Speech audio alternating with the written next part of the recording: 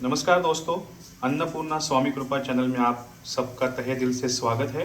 आज हम बेसन की एक ऐसी रेसिपी बनाने वाले हैं जिसे आप बना के खुश हो जाएंगे और ये बनती है सिर्फ 5 से 10 मिनट में। आप बच्चों से लेके बड़ों तक सब खुश हो जाएंगे। ये रेसिपी बनती है बेसन और बाकी के कुछ इंग्रेडिएंट्स से जो मैं आपको दिखाना चाहता हूँ। इसमें जाएगा अब हींग। हींग हमें लेना है एक आधा चम्मच, आधे चम्मच से भी कम हींग लेंगे इसमें। फिर जाएगी हल्दी,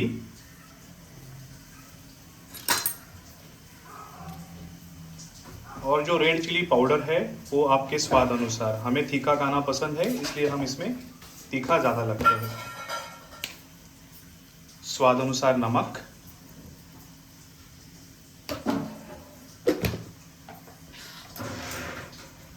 कटा हुआ धनिया। धनिया से इसकी स्वाद बढ़ती है इसलिए धनिया ज़रूरी है। अगर आपके पास नहीं है तो कोई प्रॉब्लम है नहीं, आप विदाउट धनिया के भी कर सकते हैं, धनिया पाउडर डाल के। इसे अच्छे से मिक्स करके इसमें पानी मिलाना है। थोड़ा थोड़ा पानी मिलाना है। इसको मतलब एक ज़्यादा पतला भी नहीं और ज़्यादा गाढ़ा भी नहीं रखना है।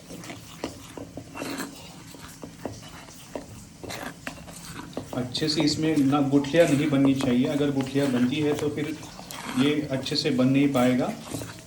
अच्छे से स्टर करना है, ये मिक्स करना है ताकि गुठलियाँ ना बने, इसलिए थोड़ा थोड़ा करके पानी डालना है। जैसे हम गेहूं का आटा गूंथते हैं चपाती रोटी के लिए, वैसे ही इसका प्रिपरेशन आपको करना है, बट मेक श्योर कि वहाँ पे गुठलियाँ ना बने।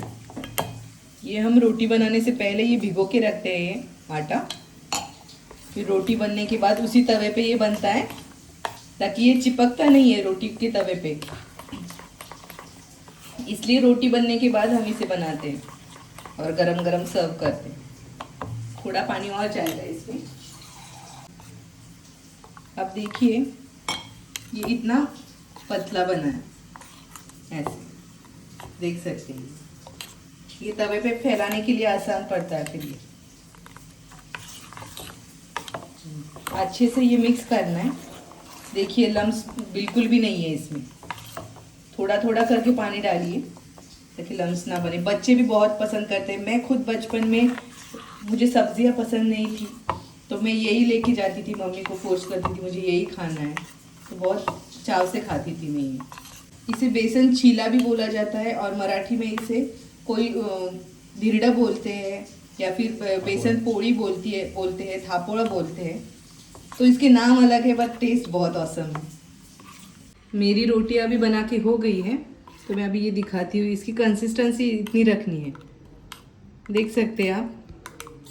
ज़्यादा भी पानी जैसा पतला नहीं और ज़्यादा गाढ़ा भी नहीं है।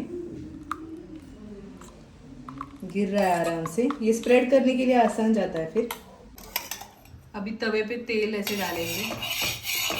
तवा गरम है, गरम तवा ही चाहिए, पर मैंने अभी फ्लेम लो कर दी है ताकि ये जले ना डालते वक्त। तेल अच्छे से स्प्रेड करना है, चिपकना नहीं चाहिए ये तवे पे।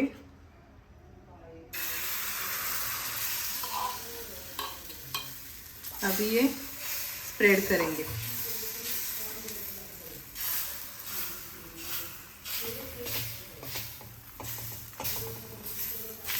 बहुत अच्छा लगता है ये।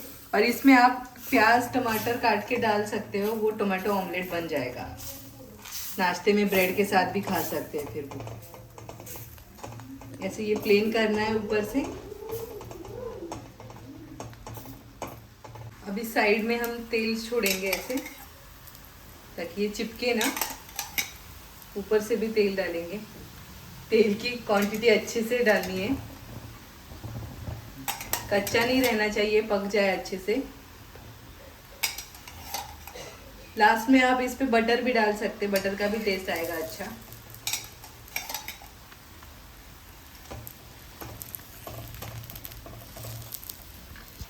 झटपट बनता है।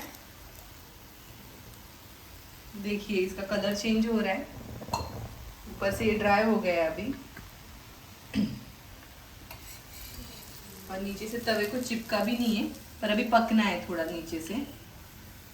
मैंने गैस का फ्लेम हाई कर दिया अभी।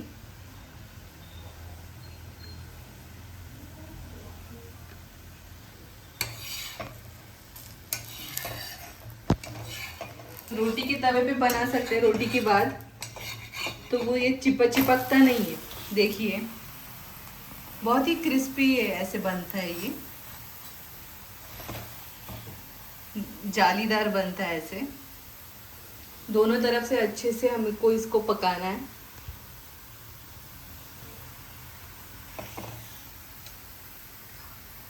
मुझे बचपन की याद आती है, टिफिन में यही मेरा फेवरेट था। नाश्ते में हम ब्रेड के साथ भी खा सकते हैं। ये ब्रेड ऑमलेट मैंने जैसे कहा, प्याज टमाटर डाल के, हरी मिर्च काट के। अभी हम देखते हैं नीचे से ये पका है, अच्छे से पक गया है ये। दोनों तरफ से पकाना है, और ज़्यादा मतलब मैंने ज़्यादा पतला भी नहीं बनाया इसे और ज़्यादा मोटा भी नहीं। पतला बनाएंगे तो ये पापड़ बन जाएगा पूरा, तो रोटी के साथ इसका टेस्ट नहीं आएगा। अभी हम इसको निकाल लेंगे।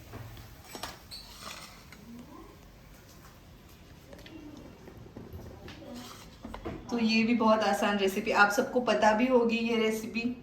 जिनको नहीं पता वो ट्राई करें और हमको ज़रूर बताएं कमेंट्स में कि कैसी बनी है। और हम ऐसे ही आसान रेसिपीज़ के लिए हमारे चैनल को सब्सक्राइब कीजिए, लाइक कीजिए और वीडियोस शेयर कीजिए। Thank you so much.